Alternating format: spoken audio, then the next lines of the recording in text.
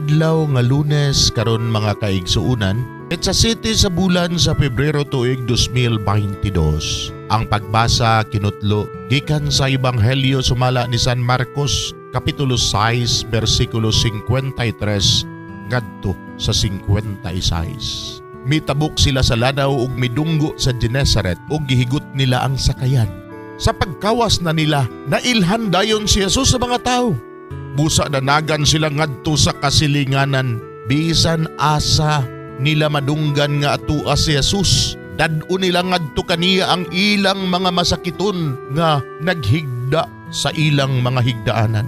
Bisan asa si Jesus moadto, sa kabalangayan ba, sa kalungsuran, o sa kaumahan, adto gayud sa merkado dad-on sa mga tao ang ilang mga masakiton. Nagpakiluoy sila nga ang ilang masakiton pahikapon bisan lamang sa sidsid sa iyang bisti og nangaayo ang tanan nga nakahikap kaniya.